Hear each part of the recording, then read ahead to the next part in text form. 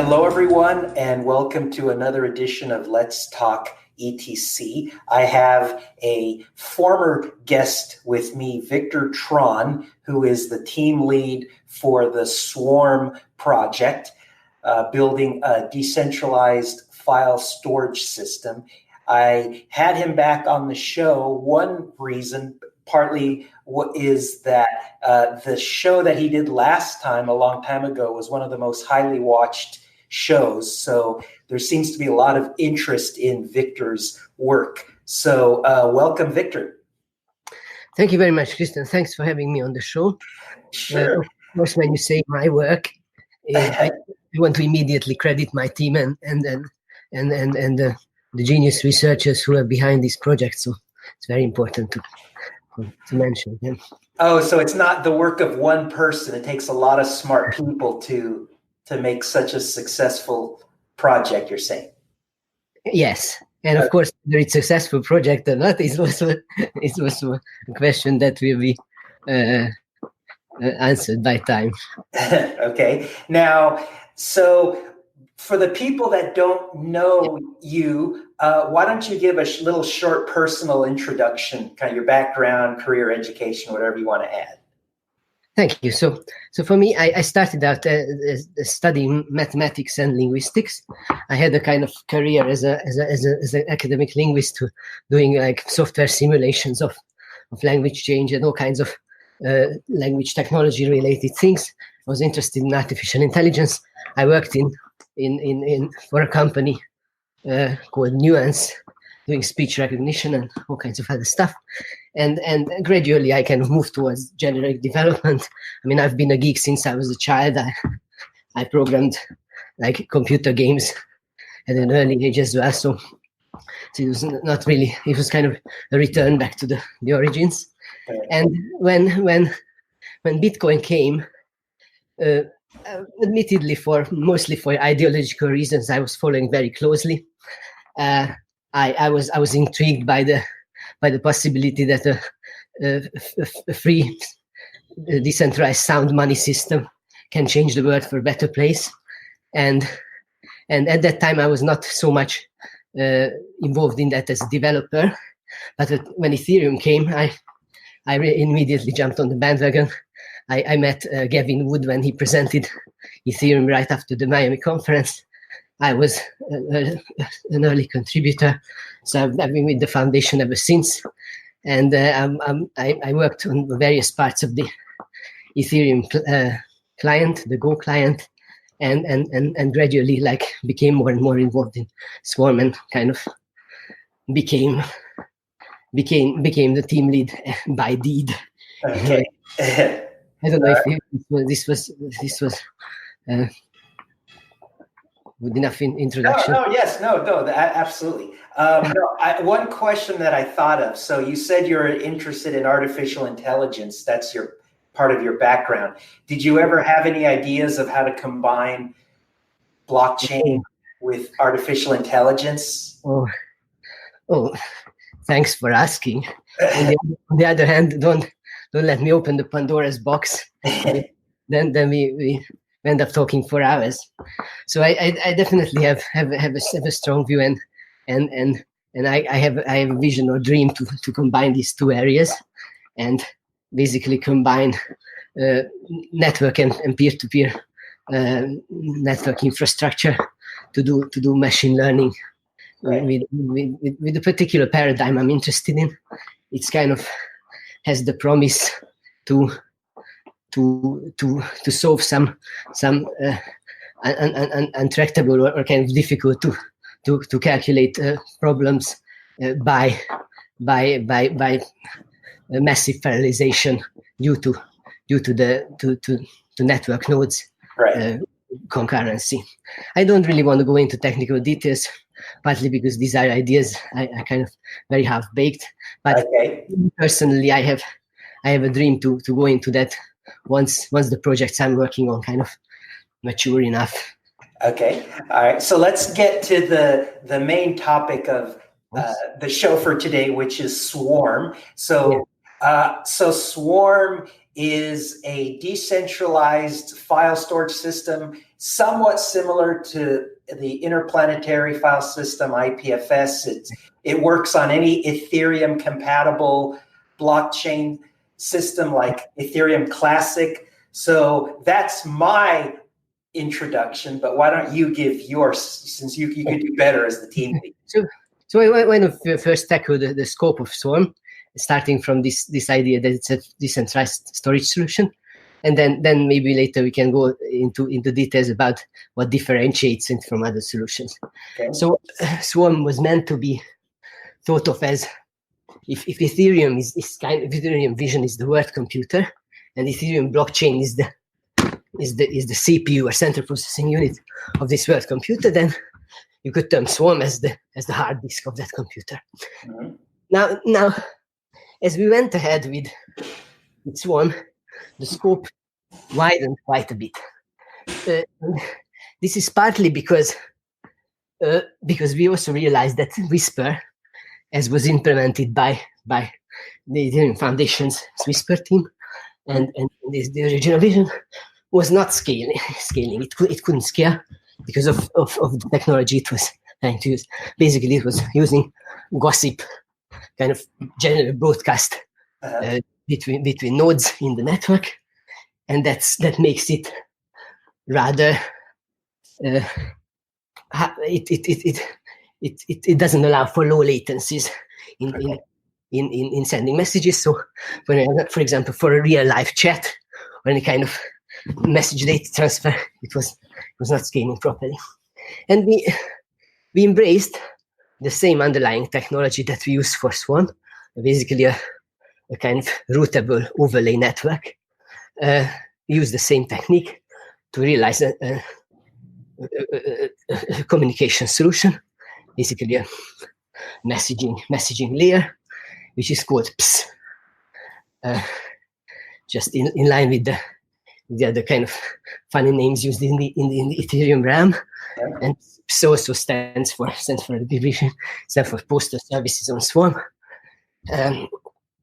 So that was already a pretty clear indication that the scope of the project changed, and with time, we also realized that some of the basic solutions and innovations that we came up with in designing Swarm kind of lend themselves to various solutions to problems that we haven't thought of. So it's basically started showing signs of good design. Okay. And currently, the way I envisage Swarm is that it has, the eventual vision has all 6 components that help realize a fully decentralized web stack, which allows for real-time interactive web applications to be built on peer-to-peer techniques and decentralized services in a way that does not require the middleman, which is the familiar topic from blockchain world. That's what we're trying to achieve with a lot of services that we think can be automated and therefore profit-seeking middlemen can be eliminated and thereby lower the barrier of entry for anyone using these services. So let's get concrete on what these components are. So obviously there's file storage or data storage. There's communication. There's a vision of a kind of payment system or payment network with the service level agreements where you can implement digital services that are trustless and incentivize all kinds of this data processing in a kind of efficient off-chain solution for that. Obviously, eventually building on the blockchain, similar to other layer 2 solutions, like, I don't know if you know the likes of Raiden or any other kind of, in the Bitcoin or the Lightning network. Yeah, that's right. Channels, payment channels, huh? Yeah, it's something like that. It's a very similar story. It's called the Swap, Swear, and Swindle framework. Swap, Swear, and Swindle games, and other 3 components which we might want or not to talk about is access control.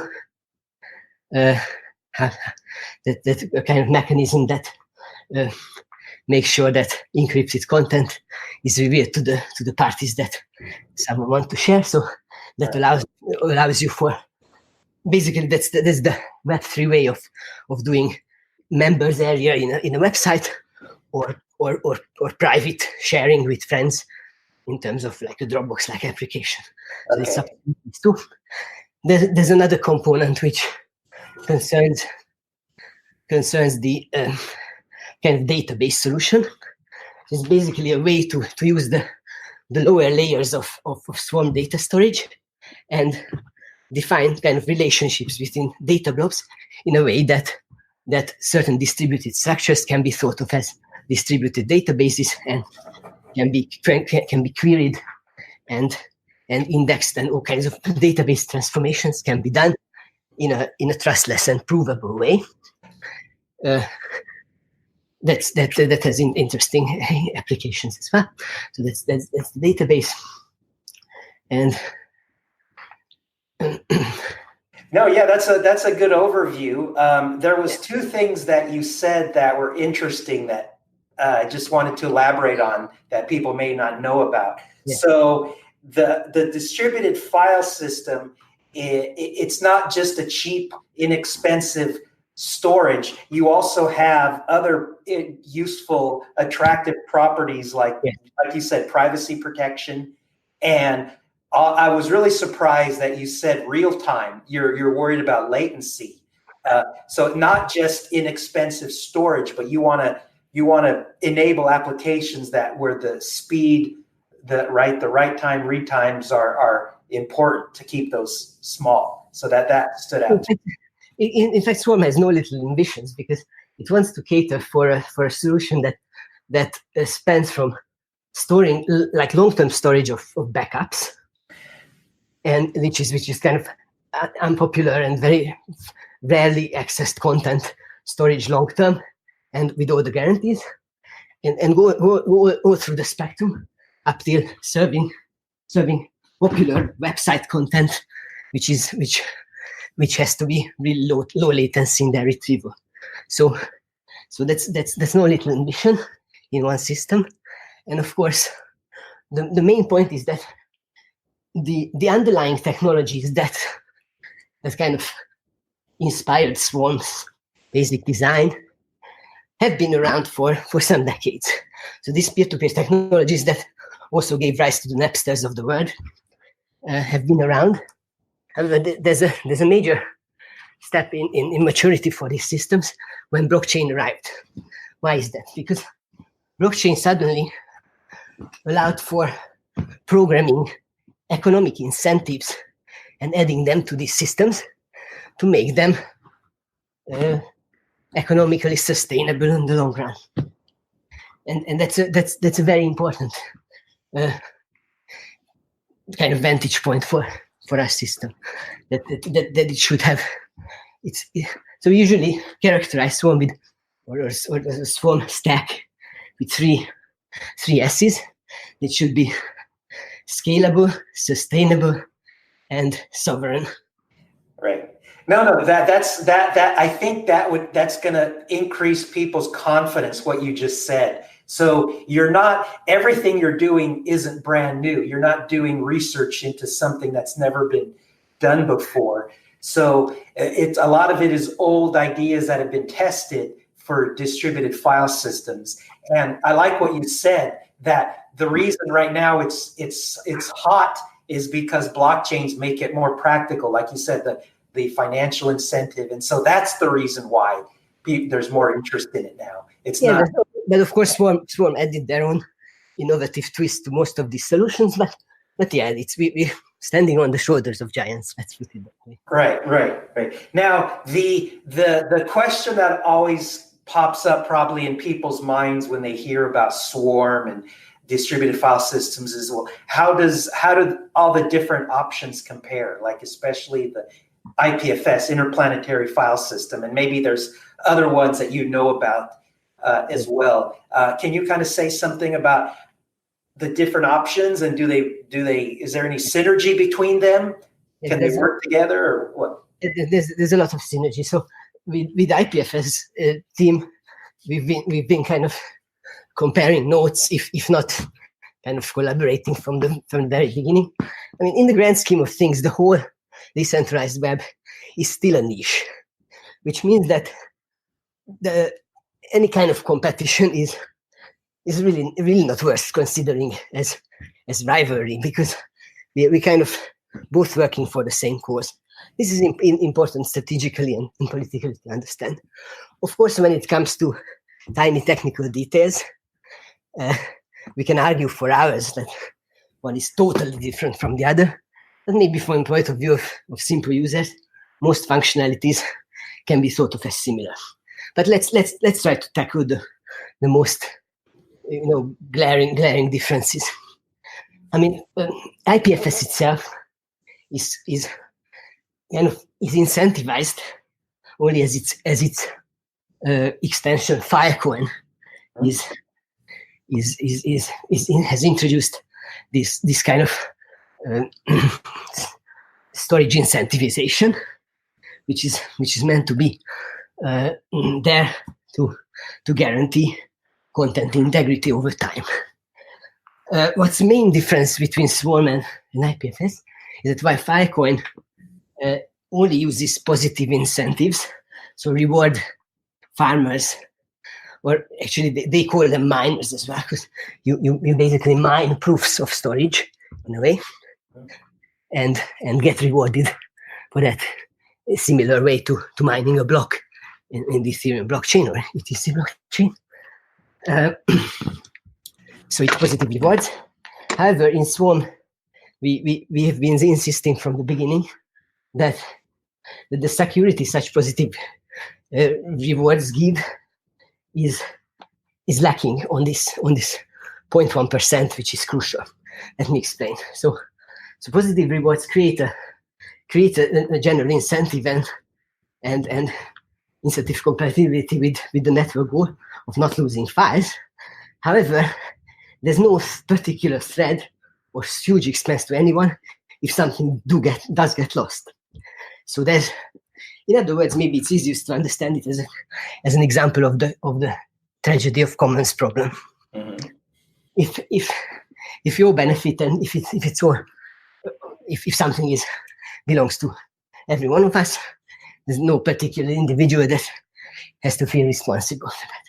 And in Swarm, we were quite adamant from the beginning that there should be some sort of threat of punitive measures on the head of some nodes, which are obviously staking nodes. So they deposit and freeze a particular amount of money, which they stand to lose if they play foul. Play foul here means that they cannot prove when challenged that they have a chunk or data blob that they promise to keep. Okay. Basically, think of it as a file insurance of some sort. Right. So major differentiator in our vision. Sorry. Yeah, no, I was going to say. So you've made it clear that a big difference between Swarm and IPFS is different incentivization structure. Right, Swarm has some consequences if you don't play nice. But barring the difference in financial incentivization, it sounds like the low level technology has a lot of overlap. Would it make sense to talk about sharing code, sharing libraries that's not involved in the financial? Yeah, we can talk about it, and we certainly do in certain areas, especially the low level network transport code. Right. So it seems both Ethereum 2.0 and in general the current Ethereum dev peer-to-peer world will migrate to LIP peer-to-peer. I don't know if your audience likes to hear these geeky terms, but LIP peer-to-peer is basically the low level network transport technology that IPFS is using. And it's very likely that we're gonna converge and merge on those, and You're saying that the Ethereum, the communication system between nodes, is going to switch to the IPFS infrastructure. Is that what you said? Yeah, basically the lowest level of transport, which I mean, if you want the exact definition, which provides a kind of TCP/IP connection, which is encrypted, authenticated, framed, etc., and allows multi-protocol multiplexing. And so the current, that is interesting. So the current is called libp2p, and the new one. Can you say the names again of the current one? Libpeer2peer is the one that underlies IPFS, and historically, to be honest, they kind of emerged. According to some people, it's emergent from the same room and diverged mostly due to some personal preferences, and they diverged in that way. And it seems that it's history's irony that they finally come back together, apparently. Right. So the peer-to-peer is the one that underlies IPFS, and the whole Ethereum world is using DEF peer-to-peer, or RLPX, but let's not go into this very technical stuff. But this was a good example of where code base can converge. Right. And in general, the technological solutions are also showing a big overlap, as you say. But just to mention briefly a very important other difference between the design of Swarm and IPFS. So IPFS is in the family of file sharing systems, in the sense that when you upload something to your local hard drive, when you have a film or any kind of asset on your local hard drive, you can choose to open it up and seed it to leechers in kind of in torrent parlance. As opposed to this, Swarm works in a very different way. In Swarm, if you're a storer node, you basically open up disk space on your hard drive, and what you get and what you store is what the system distributes to you. This has major consequences. First of all, it has a consequence of being able to realize a load-balanced storage service, which allows for a much more elaborate incentive system. Also allows for a behavior from the user point of view, allows you for genuinely upload something on Swarm without you having hard disk space. This is a major difference, because this virtually turns Swarm into a proper cloud service in a way. You don't need to have your file in your hard drive and share it and stay online for it to become available. So that's what we usually call upload and disappear. Okay. So these are mainly the two things that differentiate from the user point of view. And obviously, I would like to think that once we mature with realizing the stack, then all these extra added services that are neatly integrated with Swarm will bring a lot of services and solutions that developers in the Web3 world can use. So the things that I already mentioned: database access control, all kinds of payments and off-chain solutions for data services and data structure manipulation. And we believe that this might end up very crucial in the adoption of one or the other. Okay. If I could just interject, so I don't want to spend too much time on this, but just going back to what you were saying about lib peer-to-peer and RLPX being, so people that are interested in full nodes, developing clients, should they, is that something that's coming soon, the replacement of RLPX and dev P2P? Is that something they should be aware of and thinking about and learning? Yeah, maybe it's a bit longer down the line, and it's a bit undecided. So maybe it was just an example to mention that it's going to mention, but that this is not certainly, and most likely there's going to be support for both, even if we adopt lib peer-to-peer. So this is not something necessarily for developers to worry about. I see. Okay. What may be interesting, if you want to just one more technical detail. So another very big difference in the routing system of Swarm and IPFS is that in Swarm we're using a so-called forwarding Kademlia implementation, and it seems that Lib peer-to-peer kind of is eager to adopt that, and so we can push that kind of overlay routing structure down one component in the Lib peer-to-peer, which means that any prospective Swarm node implementer will have a simpler problem to solve, because they only need to implement the actual storage logic over this rooted network structure, and the data assemblage, etc. But we're not worried about the actual routing solution. So for the people that don't know, Kademlia is a distributed hash table, right? Kademlia is the theoretical structure. Let's call it a network topology. Really, it's a particular way of connecting a bunch of peers, like a set of nodes that constitute a network, and that can communicate with this peer-to-peer, that peer-to-peer, like peer-to-peer system.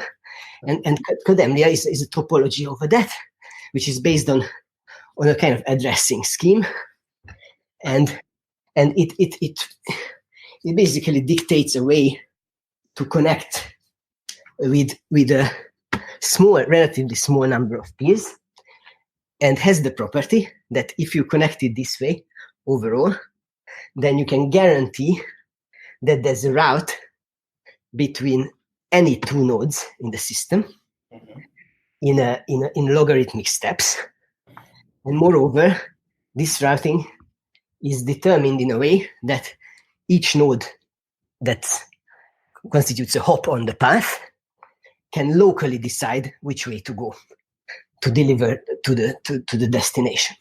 I don't know if you want these technical details, but once again, so it guarantees locally decidable logarithmic step routing fully between any two nodes. That's what Kademlia is facing. So this just goes to your Kademlia, if I say it correctly, that just goes to your point that this is using established technology. Kademlia is not a new idea, right? And so that's just to increase confidence for people in Swarm and these distributed file systems that they're built on tested ideas, the routing, the topology, right? Yeah, kind of. Yeah.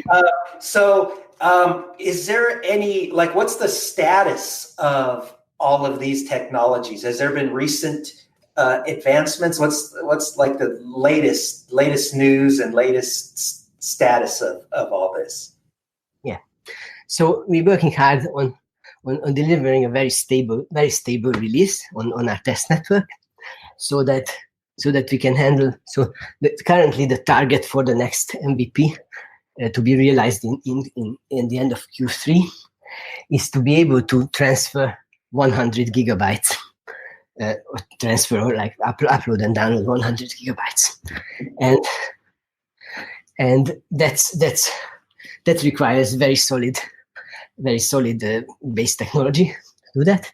And we also have parallel tracks, notably the incentive track, where we are working to realize the bandwidth incentivization. So the incentivization which relates to rewarding nodes for sharing their bandwidth, or in other words, from the point of view of the network, which guarantees that the network operates smoothly in terms of responding to retrieve requests. So the chunks and packets are going in a proper way between nodes, and this is as opposed to the other subsystem, the storage incentives, which are a totally different animal, and solving the storage incentive is a bit of a holy grail.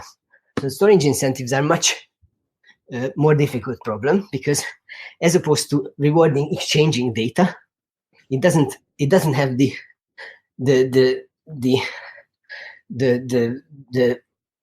beneficial property of instant gratification, because when you want to buy the promise of someone to store your file, that creates a kind of a time difference between paying or doing the promise and realizing whether it was done. So do you understand what I'm saying? Yes. So it's basically to guarantee that files that are not accessed often, which means that they cannot be incentivized by rewarding the servers of that piece of data with money for retrieval, or with rewards for retrieval, to basically still preserve that. So a good example is like backups that you, in ideal scenario, you never ever want to touch your personal data backup, but when you need it, you really need to have it. So then there should be a very strong guarantee that it will be preserved, because that's the whole point of having backups. Right. Or other cases like your birth certificate or your family album, etc. Right. That you typically access only yourself or a few pieces of yours. So as opposed to highly viewed content like a CryptoKitties DApp or some wallet DApp, etc., Right. which are popular content which can simply survive on the premise that nodes that serve it get bandwidth incentive reward for that. Right. So it sounds. Are you saying that the incentivization system, that's a much more difficult problem, a bigger concern than the network problems, right? The routing and the topology, all that's probably easy compared to the human component, getting the incentives right. Is that correct? Yeah. So and between the two incentives, so incentivizing this basically data pushing from one node to the other has the property of instant gratification. So you can just do direct peer-to-peer accounting for that, and the only thing that you have to solve is how you settle your balance with your peers. So that's the easy one, so to say. I mean, it has its quirks, but it's theoretically the easier solution. However, to solve the insurance problem, which protects and guarantees long-term persistence, is a bit of a holy grail. But I have to say we're quite far ahead with a good solution, and now we have a explicit incentive track which strives to achieve kind of solutions in that direction in a stepwise way, so that at every milestone and each step on the way we have something usable to offer to users.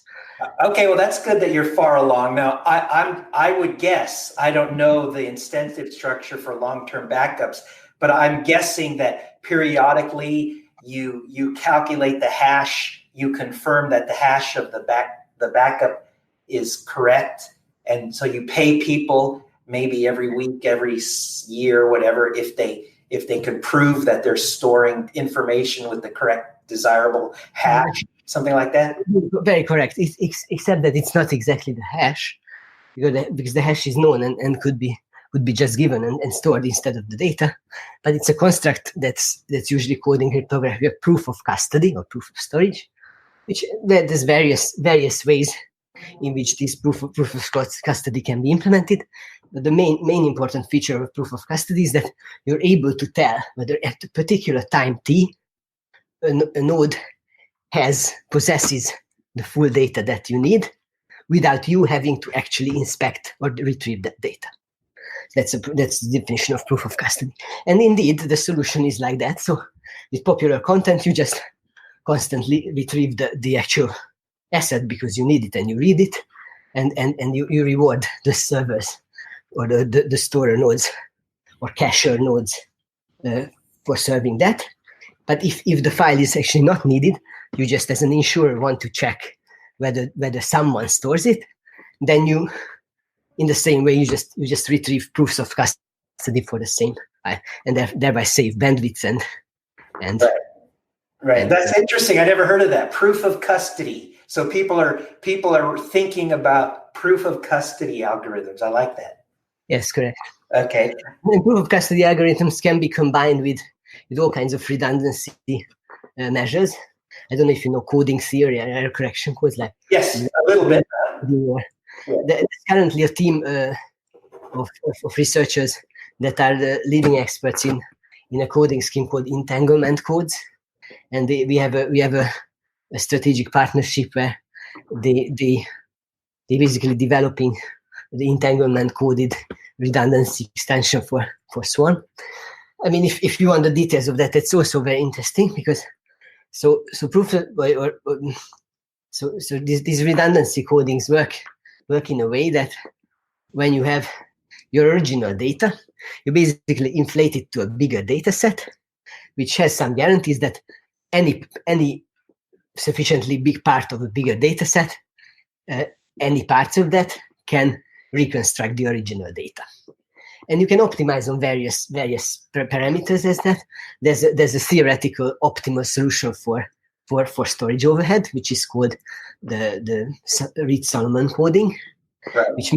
which means that it guarantees that the way you inflate the data is the minimal inflation you need for a particular security target, and that's optimal for storage. However, when you actually reconstruct, because some original data is lost and you need the redundancy bits to reconstruct the original, you need to download a lot of extra information. And entanglement coding, on the other hand, they optimize on bandwidth in a way. So when you reconstruct part of the file that's entanglement coded, you only need to download a little bit. I don't know if this is worth. No. That's, I understand. So if somebody thinks that to achieve a certain level of confidence, they need to have, let's say, 20 copies of their data on the file system. With these error correcting codes, you could conceivably get the same confidence, the same protection by not 20, maybe you only need 18 or 15 or less. It's a way to minimize the amount of redundancy that you need for a certain level of protection. Yeah, correct. Right. But you can also optimize on the amount of data you have to download when you do the repair, when you repair your lost stuff. Right. These techniques are pretty advanced in the literature, because these are techniques that are used in data center raids to do replication across disks, and very, very interesting application area is to use them in in distributed storage systems, and allows for very innovative ways of applying them. So that's for example recent news in Swarmland, that we're gonna use the entanglement codes for some parts of the application. Right. There's also another track which is worth mentioning, which I'm very proud to announce that it started to happen, which is a long promised support for the Ethereum blockchain. So starting with the ideas how to put data structures, how to implement distributed data structures on Swarm.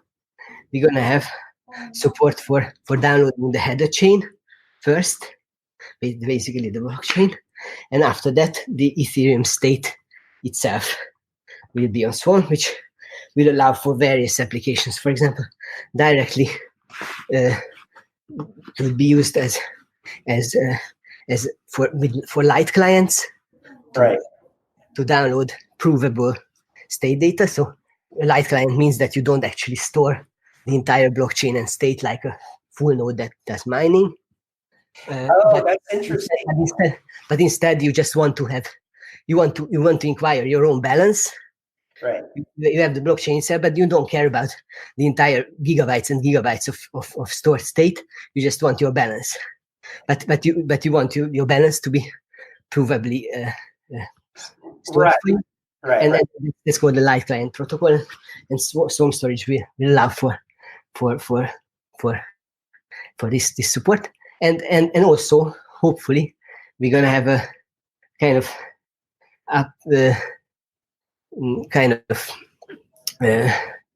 a very nice solution to support syncing, so-called fast syncing for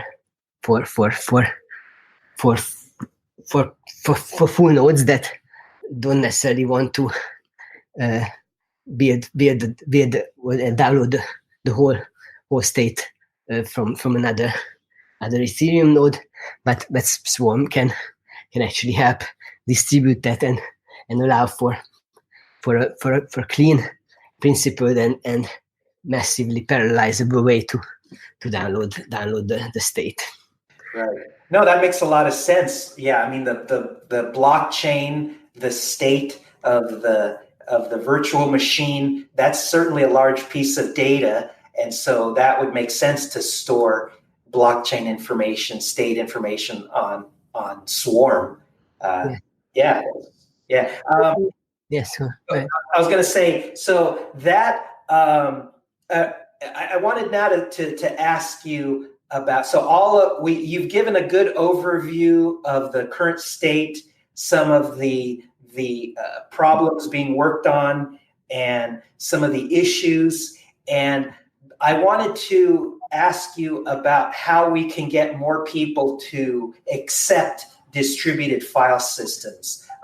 For example, the biggest concern I imagine people have, and you've already discussed, the concerns that people don't actually back up important files. So people are always going to be nervous about trusting their data to anonymous people. Yes. And so how do we overcome that emotional barrier, right? Like you mentioned, storing birth certificates, right? Irreplaceable family albums. Can we make it so secure and have so much confidence, or give people confidence that they can store irreplaceable data? Do you think? Yeah, I mean, obviously it would be very careless of me to promise a full solution for these kind of problems, because in general, data protection also involves making sure that some data that you don't want out can be covered. And in this sense, centralized solutions solve this problem a little better, because you can just legally enforce a certain promise for like a centralized hosting service to not disclose certain things. However, we believe that the world has a bigger problem with lack of freedom of speech and freedom of information than you have from leaking your unwanted nude photos or whatever you have. So we definitely bias towards allowing for a censorship resistant solution rather than a foolproof deletable solution. Okay. I don't know if this concerns what you were asking, but no, yeah. So from a broader perspective, of course, what our goal is to allow people to. I mean, the motto of Swarm now is basically to provide censorship-resistant storage and communication for a sovereign digital society. This is our motto, and this kind of shows very strongly our commitment to give back the data that people produce to them. A lot of problems of the current world and current web comes from the fact that in the Web 2 era, big companies allowed or offered cheap or free scalable infrastructure solutions in return for basically a Faustian bargain that you relegated your control over your data. So they basically monitor your users. Some of these platforms can deplatform you, and there's a lot of problems in YouTube banning certain yes. videos, etc. And our extent goal is that in Web3 we want to change that situation and give back sovereignty over the data to people, and that includes all kinds of solutions that maybe is a good answer to your question. So what would help adoption and the interest in Swarm is that instead of me talking about like the intricacies of entanglement coding, what people need is actual applications that people use with their proper user interface that rely on Swarm, but the ordinary user might not even know or does not need to know that it runs on Swarm. So in this regard, Swarm I consider a base layer infrastructure, pretty much like electrical wiring or water pipelines in a city. Uh-huh. And what you run in those pipelines, and whether it's like running water or whatever other commodity that people use, they don't need to know about the engineering work in the pipelines. That's a good point. No, I like what you said. Yeah, instead of trying to convince people of the value of decentralized file storage, simply make applications that they want to use that require. And maybe it's worth mentioning the kind of ecosystem that seems to be building around Swarm. We just had our yearly Swarm Summit in Madrid in May, which is now the third Swarm Summit, which brings together all the ecosystem players and implementers and application developers in the Swarm land. And just to mention a few, so there's, for example, a project called Be Free, which is basically Facebook as a library.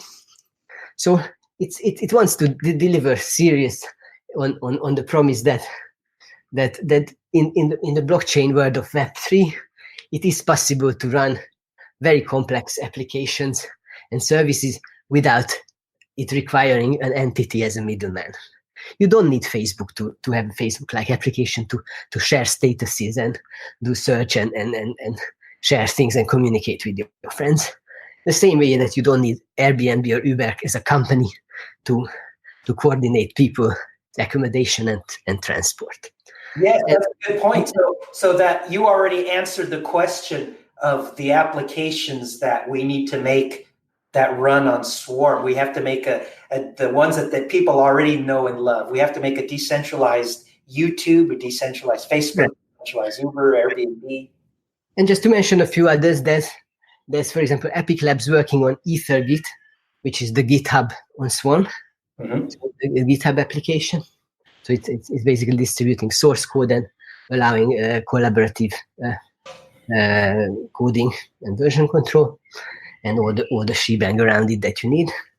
There's a company called Data Fund, who are trying to really capitalize on this idea that people are sovereign holders of the data they produce, but at the same time allow for the possibilities for people to consensually go into profit-making activity using their data. So they basically ultimately want to realize not only sovereign storage of your data, but also a system where you can enter into various data markets and profit from your data by enriching it with some. I'd make it part of an aggregate data set. Like think about, I don't know, your medication regime entering into an anonymized aggregate database, which researchers could use as statistics for their work, right. or think of using all kinds of demographic data associated with your purchasing habits. You know, the stuff that advertisers and marketeers are super keen to pay real serious money to Facebook. Right.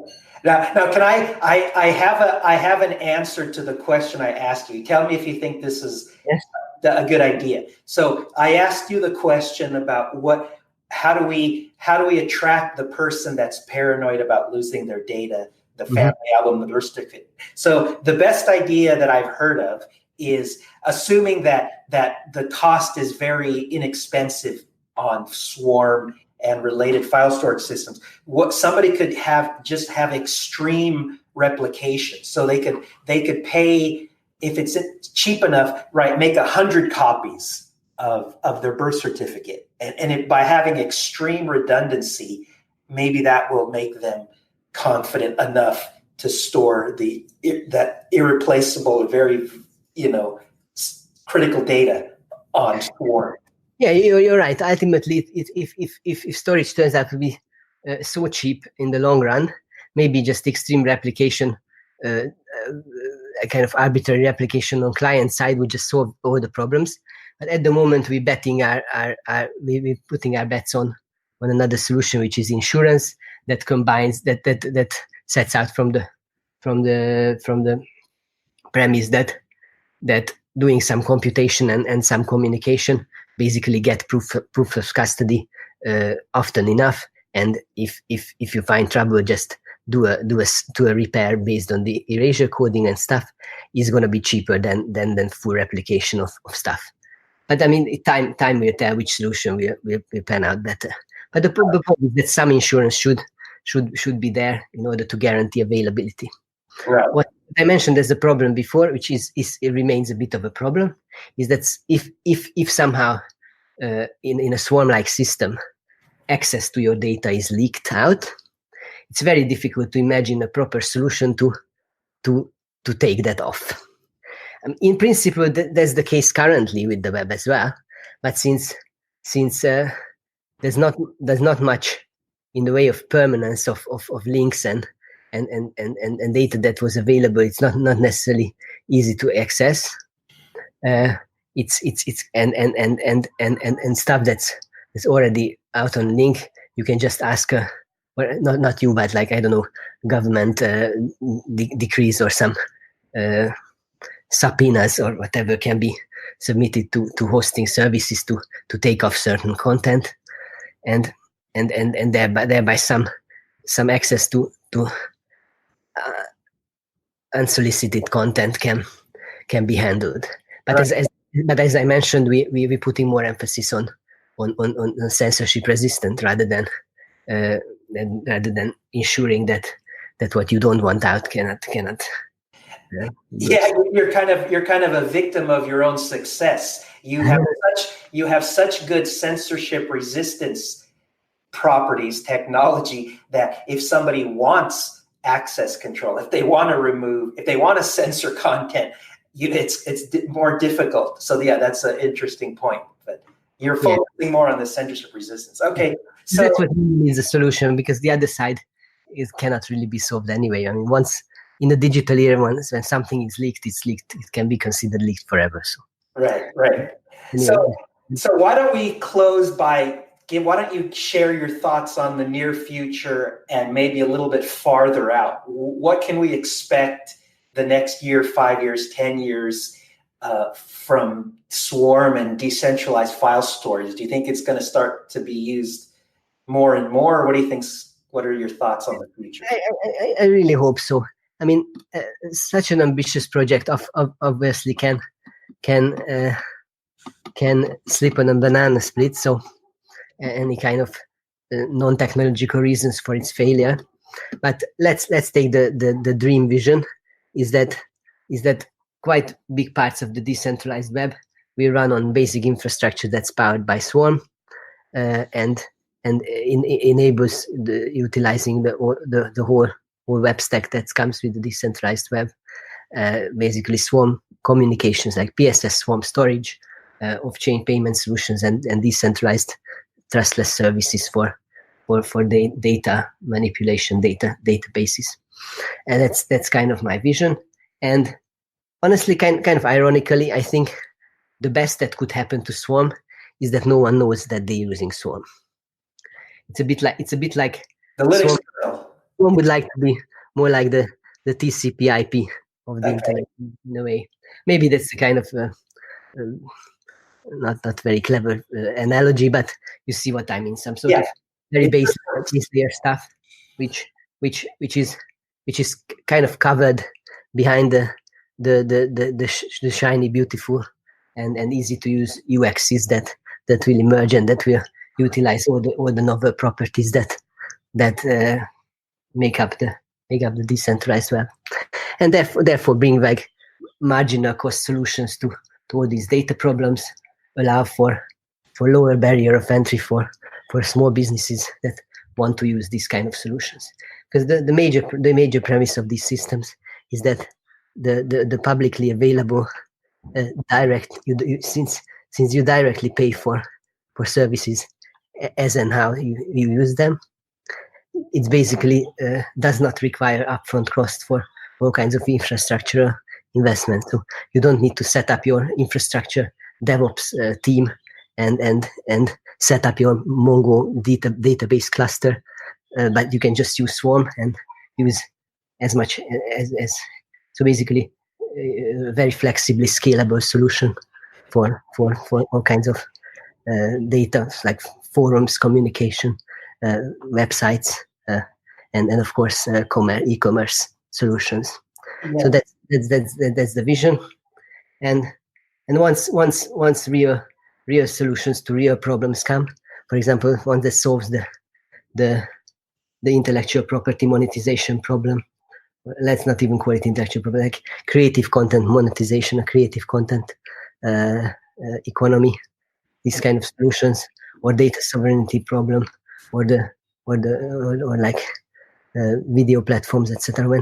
When these solutions come and they actually turn out to be better for users for one or other reason, that's when Swarm might become or see more mass adoption. And if it doesn't happen, if no such application will exist, then Swarm was not successful, and that's it. No, but I like what you said. You repeated a point that you made previously, which is maybe the best thing is not to expect or hope that somehow these distributed file storage is going to explode into the public consciousness and mainstream media. Maybe the best and a possible future is that it just simply quietly works. And in the future, when a business is trying to decide on a cloud service provider, Swarm will just quietly, it'll just appear as a very nice option that has these very nice properties that the Amazon doesn't provide, right? Better censorship resistance. Maybe it's more inexpensive. Yes, and don't get me wrong. I'm all for it being mass adopted, and I would like to see it widely used. But what I was just saying is that it's not necessarily the layer which comes forefront into people's. It's not might not become a household name, right? Like the Facebooks or Twitters or applications that people actually use for stuff that they care about. Right. Yeah, it's kind of more the plumbing that makes all those. Exactly. Yeah. Okay, good. All right. So you've given a great overview. You've talked about the past, present, and the future. Did I forget to add anything, or is there any other comments you want to make before we close? No, that's basically it. I think it's. I just wanted to emphasize the ecosystem that's built around Swarm, because that's also a possible conduit for getting more funding into the base layer. Just because, let's not forget, maybe it's a good closing thought, is that building decentralized marginal cost base infrastructure is pretty hard in the sense of getting funding for it, because by its very nature it promises infrastructure that operators of this infrastructure are not only not guaranteed high profits, but actually guaranteed not to have high profits. There's no high profit taking middleman that will control and the gatekeeper that will somehow profit from these services, and that's why there's very different business models that you need. So either you need the application level, which has a business model of getting revenue and therefore just interested in building the underlying base infrastructure, or continue funding it from some ICO type construction, basically like the Ethereum Foundation. However, the Ethereum Foundation might not want to fully support this project for very long, and as we're going autonomous, we have to find ways to get continued funding for the realization of our goals. So I hope. Yeah. You're saying so funding is a concern for your team. Currently is a concern because, yeah.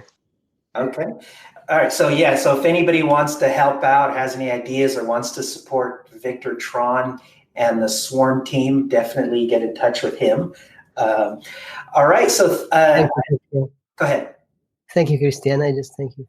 Yes. So yeah, thank you also for spending this time with us and enlightening us. And I just wish you the best of luck with your future efforts for Swarm and everything else you do.